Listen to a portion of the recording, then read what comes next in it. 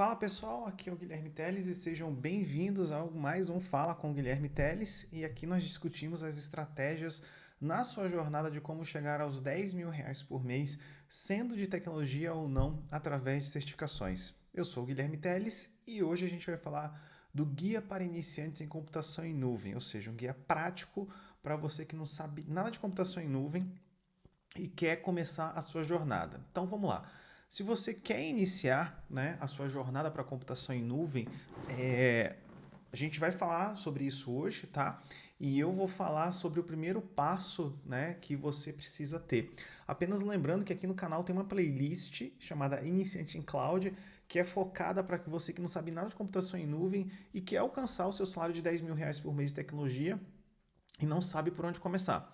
Além disso, no meu site, tá? www.guilhermeteles.com.br tem um link, tá, para o e-books que tem lá Iniciante para AWS, que você pode baixar esse e-book grátis. É um e-book muito bom, tá? Muitos das pessoas que começaram a estudar por ele já passaram na primeira prova de certificação, que é a prova Cloud Practitioner, tá? E é uma série ótima, tá? Porque é um estudo bem simples e bem direto para você iniciar o seu aprendizado. Então vamos começar com o conceito do que é computação em nuvem.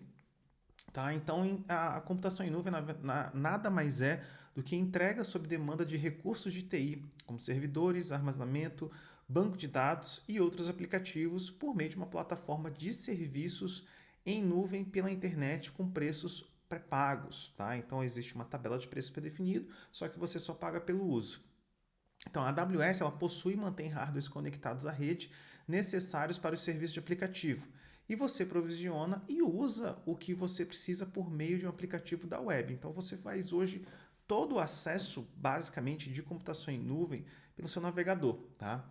E quais são as 6 principais vantagens da computação em nuvem?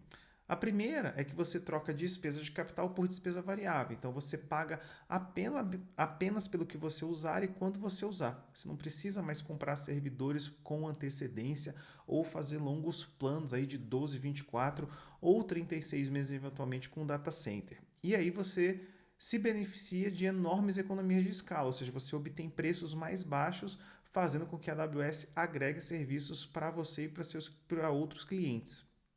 E você para de adivinhar a capacidade.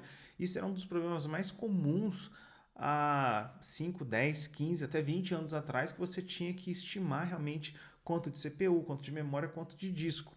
E agora, com o advento da computação em nuvem, você evita ter recursos que não está utilizando, ou seja, subutilização, ou ficar sem recursos, superutilização. Com isso, você aumenta a agilidade. Então, os recursos estão disponíveis a um clique, né, para que você possa experimentar.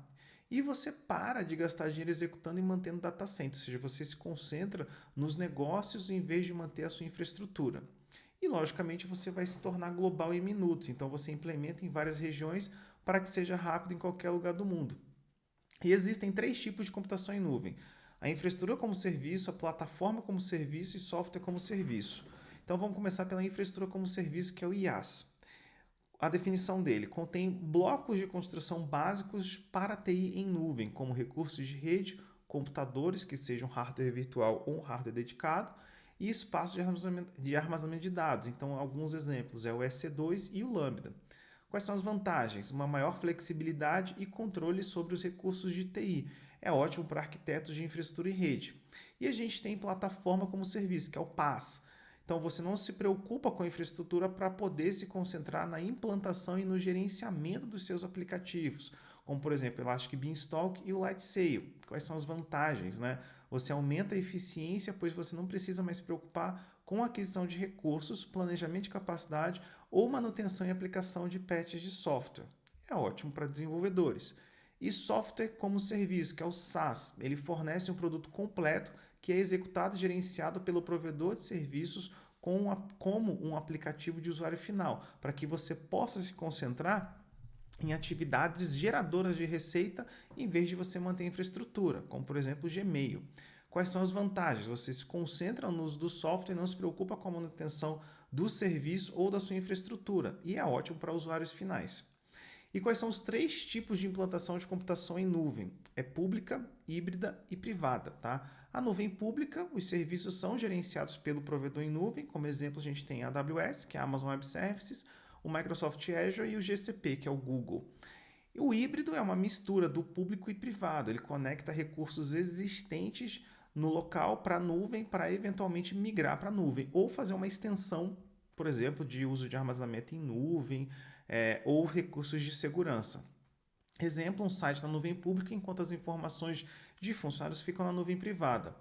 Então, isso é muito interessante para quando a gente, digamos assim, vai precisando ter como se acostumar. Existem muitas empresas ainda atualmente que usam esse modelo híbrido, que é para estar utilizando alguns recursos em nuvem para ir migrando aos poucos, às vezes por falta de mão de obra, às vezes por falta de investimento e por aí vai.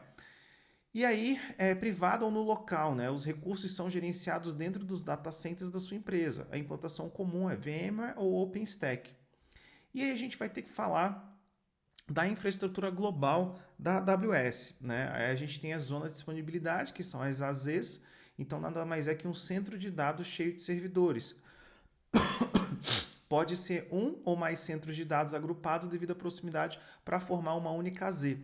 Cada data center tem sua própria energia, rede e conectividade redundantes. E a gente tem região. Qual que é a definição? É uma área geográfica física que consiste em duas ou mais zonas de disponibilidade. E a gente tem as edge locations, ou as localizações de borda, né? Um site, por exemplo, que o CloudFront usa para armazenar cópias em cache do seu conteúdo próximo ao usuário que acessa o conteúdo de menor latência. Então é como se a gente tivesse, vamos, por exemplo, assim, na parte da América do Norte, dos Estados Unidos, tem muitas regiões da AWS. Então é como se a gente tivesse ali umas 10 localizações aonde ficam próximas dos usuários para ter menor latência, tá? E a gente tem o GovCloud, que é usado pelo governo federal dos Estados Unidos e empresas privadas para hospedar dados confidenciais, cargas de trabalho regulamentadas e atender aos mais rigorosos requisitos de segurança e conformidade do governo dos Estados Unidos. É acessível apenas, logicamente, para entidades dos Estados Unidos e titulares de conta raiz que são rastreados para verificar se são cidadãos dos Estados Unidos. E quais são as três maneiras, né, para você acessar a plataforma da AWS? Primeiro é por meio da console de gerenciamento da AWS, ou seja, via web, via browser, usando chaves de acesso programático, ou seja, as access keys, que é praticamente via linha de comando, e os kits de desenvolvimento de software. E como é que você provisiona recursos, tá? Por exemplo, tem o Elastic Beanstalk, que ele fornece código e configurações para implantar recursos, ele determina a capacidade, dimensionamento automático, monitoramento e balanceamento de carga. A gente tem o CloudFormation, que a definição ele trata a infraestrutura como código para que você possa escrever código para construir o ambiente de maneira automática repetível. Perdão, pessoal. E 4 coisas que você tem que considerar antes de selecionar uma região. Primeiro são as leis de soberania de dados, então os dados podem ser obrigados a permanecer em uma determinada região. Segundo é a latência para os usuários finais, então você tem que selecionar a região mais próxima dos seus usuários para um acesso mais rápido. Terceiro, os serviços necessários para a AWS, então você seleciona uma região que contém os serviços necessários. Esses serviços são implementados primeiro na região US East 1, que é norte da Virgínia. Por isso que tem muita gente que prefere até usar norte da Virgínia o tempo todo, porque é onde tem mais serviços, aonde os preços também são mais em conta. E, logicamente, os custos, os preços, né, dos produtos, eles variam de região para região. E como é que a nuvem reduz custos? Ou seja, a primeira coisa é que você seja cobrado pela infraestrutura que você usa o dimensionamento dos seus recursos. A infraestrutura e a implementação são automatizados. Você não precisa gastar tempo para conformidade, porque a AWS fornece isso pelos altos graus de regulação que ela tem que fazer aderência no mundo inteiro. E você tem serviços gerenciados para banco de dados, para microserviços, para servidores, etc. E como otimizar para o custo? Você tem que olhar para estar sempre subindo instâncias do tamanho certo. Você tem que olhar a parte de elasticidade, ou seja, construir para poder expandir e encolher quando não tiver, né, uma alta demanda e aproveitar a variedade das opções de compra, capacidade reservada e instâncias spots. E aí a gente tem que falar o quê? Do CAPEX e do OPEX. O CAPEX são despesas de capital, então você paga antecipadamente, é um custo fixo e irrecuperável. E tem as despesas operacionais, que é o OPEX, né? Você paga pelo que você usa, exemplo, como se fosse eletricidade, gás, água e etc. E como é que você projeta adequadamente para a nuvem? Primeiro, você projeta para falha, ou seja, você tem que pensar que vai falhar. Segundo, desacoplar componentes versus, né, uma arquitetura monolítica. Então, antigamente a gente tinha aquela figura de ter um servidor único. Então, isso não funciona mais para a nuvem. A gente está migrando muito para microserviço e até para funções como serviço, que são pequenos códigos que a gente vai distribuindo nas funções Lambda, tá? E a gente tem para implementar, logicamente, né, elasticidade na nuvem versus no local. E sempre pensar em paralelizar o que a gente precisa, tá? Ou seja, a gente sempre pensar em distribuir os nossos recursos para a gente visualizar isso como que uma melhor resiliência operacional. E como implementar a elasticidade? A gente tem como escalar para cima, que é verticalmente, ou seja, você aumenta a quantidade de RAM, de CPU numa máquina virtual, e aumentar expandindo, que é horizontalmente, ou seja, você adiciona várias máquinas virtuais por trás de um balanceador de carga. E, logicamente, a gente tem os componentes sem estado, que são lambdas, né, que são as funções. Executa um algoritmo para fornecer um resultado e esquece que você perguntou depois, mas é mais fácil de escalar. E a gente tem os componentes stateful, ou seja, por exemplo, um cookie de login que está no seu navegador, mas você quer saber o que o usuário está vendo. Então, você armazena esses dados no banco de dados. E, logicamente, tem o processamento distribuído, com o Elastic Map Reduce, por exemplo, que usa várias instâncias do EC2 para processar grandes quantidades de dados para reduzir o tempo de processamento deles. E, logicamente, tem a parte de automação de implementação, que é toda a parte de quê? De recursos iniciados por meio de bootstrapping e também de golden images, ou seja, das imagens realmente que ficam pré-definidas ali para você estar reutilizando essas imagens, né? Então isso é mais um dos recursos muito interessantes, tá? E quando a gente fala da prova Cloud Practitioner, a gente fala que é a prova iniciante para a AWS, é a primeira prova que você tem que considerar fazer, mesmo que você já trabalhe com TI, que é uma prova que vai te dar confiança, tá? E ela é dividida em quatro principais tópicos. O primeiro são conceitos de cloud, o segundo é segurança, o terceiro são conceitos de tecnologia e o quarto é billing e pricing. Então a gente vê que dois conceitos, que é o conceito de cloud e o conceito de tecnologia, traz até um objetivo principal, que é para quem não é de TI já se ambientar. Os conceitos de cloud eles são cobrados 26%. Tecnologia hoje 33%. Então você vê que 59%, quase 60% é a parte de conceitos cloud e tecnologia. Então você acaba tendo essa abrangência de tudo que eu falei. O que eu falei? As vantagens de, primeiro, mudar a despesa de capital para despesa variável, economia em escala, tá? Parar de adivinhar a capacidade, então você pode investir muito pouco para fazer as coisas, aumentar a velocidade e agilidade e parar de gastar dinheiro com o que você precisa, além de se tornar global em minutos, tá? Então isso é muito interessante a gente estar sempre olhando, porque são os principais modelos que a gente precisa tá observando, tá? E aí a gente entra o seguinte, tem um assunto que é o principal, tá? Eu vou pincelar aqui alguns dos principais assuntos para a gente se situar, que é para você não ficar assustado. Então assim, primeiro dos assuntos é o S3. O S3 ele é como se fosse uma pasta de armazenamento seguro para você poder armazenar arquivos. Ele é baseado em armazenamento de objetos e o dado ele é distribuído em vários devices e vários lugares diferentes. Lembra do conceito de zonas de disponibilidade. E é assim que o S3 ele funciona. Algumas das poucas pegadinhas ali que tem de prova para o S3 é que ele é um namespace universal. Então, se eu tenho um bucket chamado Guilherme Teles, você não pode ter um bucket chamado Guilherme Teles. E isso é fato porque eu já criei um bucket chamado Guilherme Teles. Perdão, gente. Aí tem um outro assunto da parte de S3 também com as seguintes funcionalidades. O armazenamento dele é em camadas. Então, você tem realmente tipos de armazenamento que você pode usar para o S3, que a gente já fala daqui a pouco. Você tem gerenciamento de ciclo de vida, então, por exemplo, digamos que você tem um expurgo de dados, ou seja, deleção dos dados, descontinuidade daquilo em 5 anos. Você pode configurar um ciclo de vida para o seu bucket S3 para ele expurgar esses dados depois de 5 anos. Ele literalmente deleta. Aí você tem a capacidade de fazer versionamento de dados. Então, por exemplo, você tem diferentes versões ali para você estar trabalhando. Você pode encriptar os seus dados. Tem muita gente que não usa isso, mas até saiu uma notícia recente que, por padrão, a AWS vai estar encriptando os buckets S3. Exclusão de dados por MFA. Então, você vai ter um token para você confirmar a deleção. Então, isso é muito importante, por exemplo. É um bucket lá que tem informações confidenciais, é um bucket que trabalha com questões financeiras, é um bucket que eventualmente tem dados ali de saúde, de pacientes, etc. Tá? Então a gente tem que pensar em todas essas partes. E a gente tem as classes de armazenamento, que são as camadas que eu falei. A gente tem o S3 Standard, que é o principal. A gente tem o S3 Infrequent Access, que é um pouco mais barato, ou seja, para acessos infrequentes.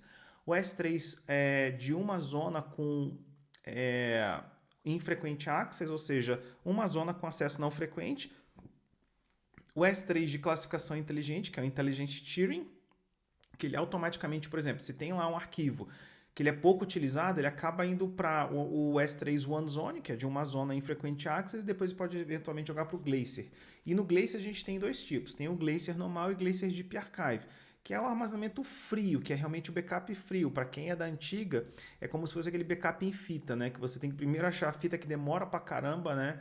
E o tempo de tolerância para o Deep Archive é de 12 horas, tá? Então, são questões aí bem definidas que a gente tem que entender. E a gente tem o EC2. O EC2, que é o Amazon Elastic Compute Cloud, é um serviço da web, tá? É um serviço gerenciado que fornece capacidade de computação redimensionável na nuvem. Então, a EC2 ele reduz o tempo necessário para você subir um servidor ali na web, tá? Então, literalmente, demora minutos para você subir.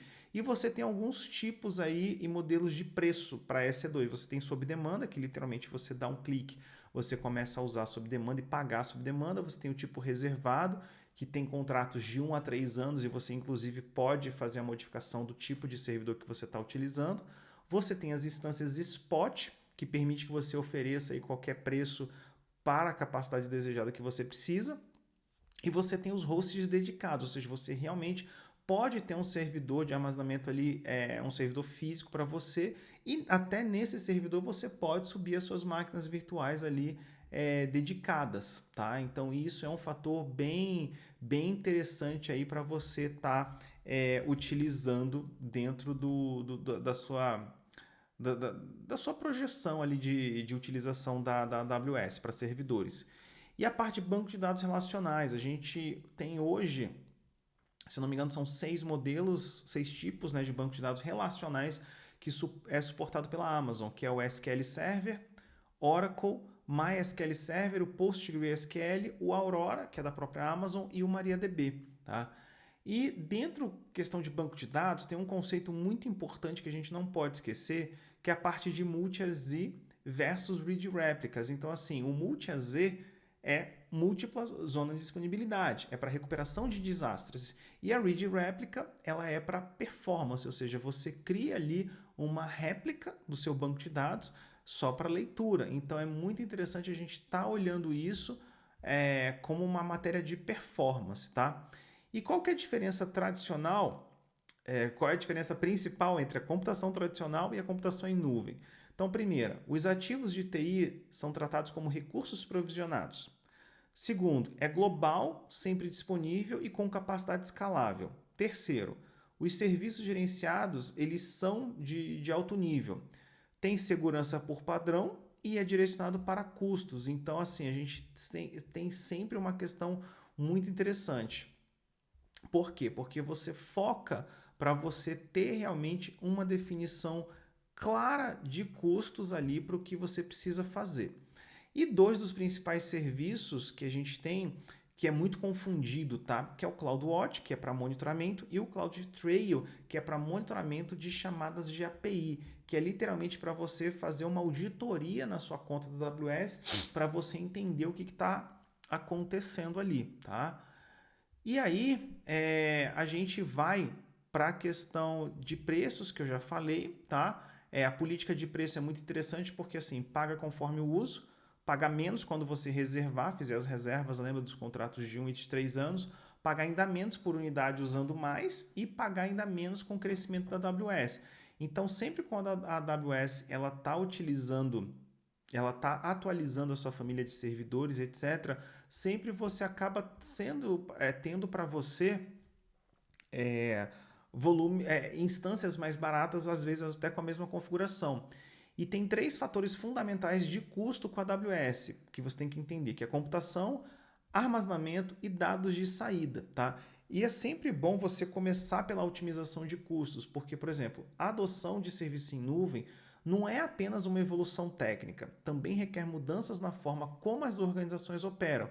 Então, à medida que você passa da TI sendo tratada como investimento de capital, que acontece periodicamente, para um mundo em que o preço está intimamente ligado ao uso eficiente dos recursos, vale a pena entender o que impulsiona o preço da nuvem para que você possa construir uma estratégia de otimizar. Então, quando se trata de entender preços e otimizar custos, nunca é cedo para começar. É mais fácil você implementar mecanismos de controle e visibilidade de custos antes que o ambiente ele se torne complexo, tá? E o gerenciamento econômico desde o início garante que o gerenciamento de investimento em nuvem não se torne um obstáculo à medida que você cresce e aumenta em escala.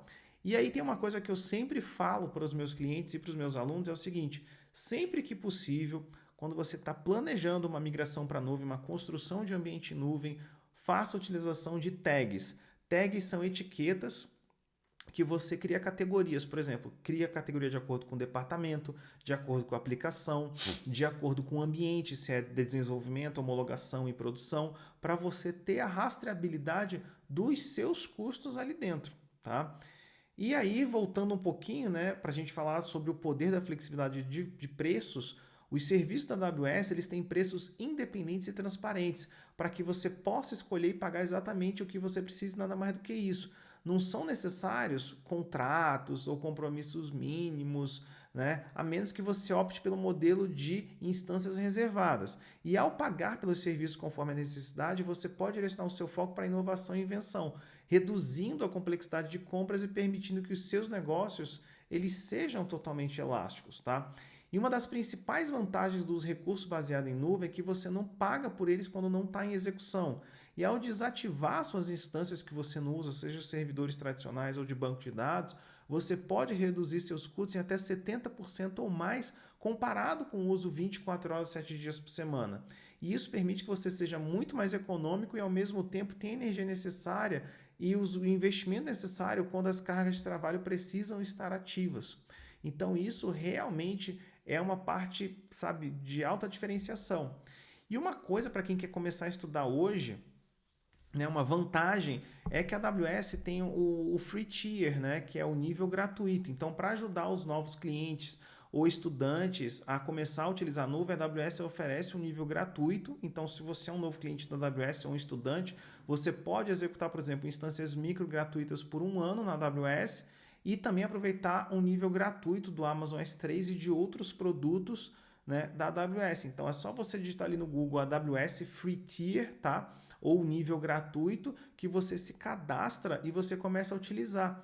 E quais são os principais serviços aí gratuitos que a gente tem? O Amazon VPC, que é a parte de redes, Beanstalk, CloudFormation, o próprio IAM, escala automática, o Autoscale é um serviço automático, e o faturamento consolidado, que é a parte de billing.